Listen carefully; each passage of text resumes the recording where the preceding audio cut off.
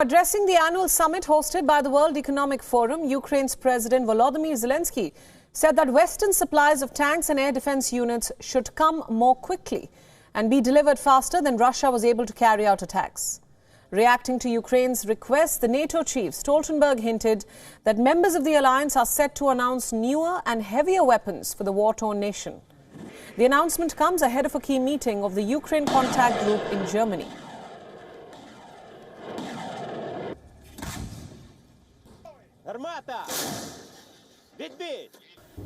Of course, the main focus now is to support Ukraine, to ensure that Ukraine wins the war and prevails as a sovereign, independent, democratic nation in Europe.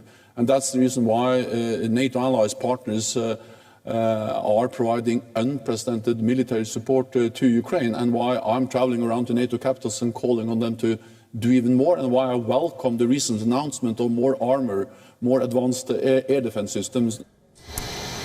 The U.S. Defence Secretary Lloyd Austin also arrived in Berlin. He will meet with his newly appointed German counterpart, Boris Pistorius. This meeting in Berlin comes as a prelude to the Ukraine Defence Contact Group meeting later this week. Meanwhile, reports quoting a German government source say that Berlin has placed certain conditions on sending tanks to Ukraine. The source was quoted saying that Berlin will send German-made tanks to Ukraine as long as the United States also agrees to do so. Ukraine's president was quick in criticizing Germany's reported hesitation in supplying tanks. Russia, on the other hand, says it will achieve its objectives in Ukraine despite a hybrid war waged by the West against Moscow.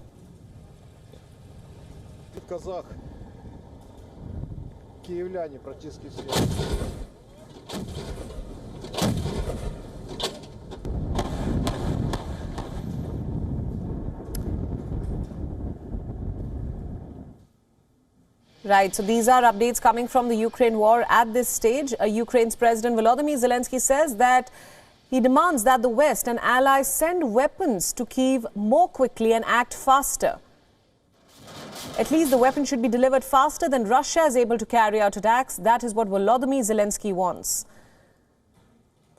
Now, the NATO chief Jens Stoltenberg has reacted to the same, and he said that the members of the alliance are set to announce newer and heavier weapons for Ukraine. This announcement comes ahead of the Ukraine Contact Group meeting that is scheduled to take place in Germany. And to understand more about these comments coming in from the war front, we are now being joined by Dmytro Zolotukhin from Kyiv. He is the former Deputy Minister of Information Policy of Ukraine. Thanks for joining us. Thank you for inviting. Hello. Right, I want to start by talking about the NATO chief's hint that heavier weapons will now be provided. What does this mean at this stage in the war? And are there actually enough weapons in the stockpile of all allies to be sending to Kyiv at this point? Well, first of all, it should be mentioned that there is an aim, the specific aim to get this heavy weapon, because the people that are living still on occupied territories, occupied by Russia, Ukrainian territories, they are being tortured, raped and killed. So we don't have any other decision but to liberate our territories and to get the borders that we, internationally recognized borders that we had on the 1991 after the dissolvement of the Soviet Union. And the only way how we can do this is to get the heavy weapons, and the decision is being made still since the February and March 2022, when the Ukrainian President Volodymyr Zelensky made this request to the Western states. We have started from the different systems that can be used, the manpads and the light ammo and weapons. And then month by month, when the Russian Federation made the aggression even more harder, when they started to terrorize the civil areas and civil people, and after the launches the missiles on the civil areas in the Ukrainian cities and on the civil infrastructure, Western states and NATO allies started to make more harsh decisions about the sending the heavy weapons.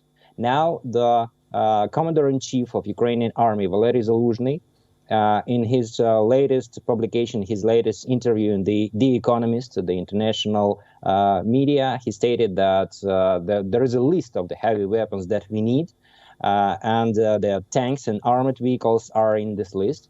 And now, tomorrow will be the meeting of the Ramstein Right, Dimitri, if I format. may interject there, let's talk about, we've spoken about heavy weapons, but let's focus on this question of weapon aid coming to Ukraine.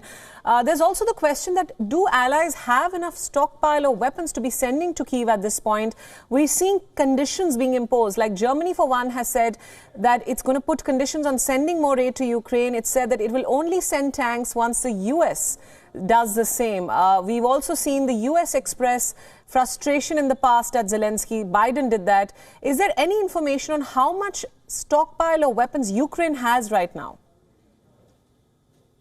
In my humble opinion, there is no any, it does matter, this information about how many it has. We have to understand the motivation of the Social Democratic Party of the Germany, who's saying this and who is the leading the ruling party now in Germany. So all these explanations that we don't have enough of weapons, we waiting for the US to make a decision, it's all the excuses that they are being promoting with the intention not to send the weapons themselves. In my humble opinion, and the Ukrainian experts also prove this, that Social Democratic Party of Germany has made a mistake by constructing a long-term relationship with Russian Federation for more than 30 years, when since the split of the Soviet Union, since the Russian Federation became independent and Ukraine became independent country.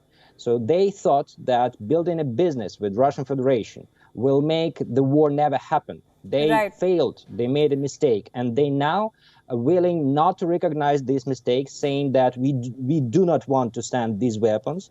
And Olaf Scholz saying that we will support Ukraine or whatever it takes, but we will, I would say that Ukraine doesn't want to have the support forever. We want to end this war in the very quickly, Dimitri, I want to put out a final question, and if you could just answer that very frankly. In February, the war will complete a year. There's a certain kind of fatigue that has set in.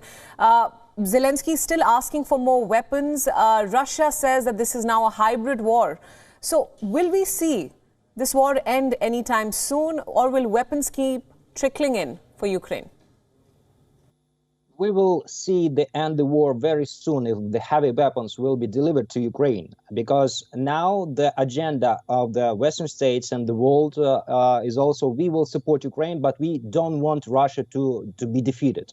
And this is ridiculous. So if Russia will not be defeated, the war will not stop. So to stop the war, the world has to recognize that we have not to buy Russian oil. We have to send heavy weapons to Ukraine and make Ukraine win the war and make Russia to be defeated. And therefore Russia will be defeated. The war will end very soon and very quickly. There is no any hybrid war. You cannot have hybrid warfare when the missiles and kamikaze drones are falling on the civil areas in Ukraine. This is nothing hybrid inside of it. Right, Dimitro, thank you so much for all your views, and thanks for joining us on WION World is One at this hour. Thank you. WION World is One is now available in your country. Download the app now and get all the news updates on the move.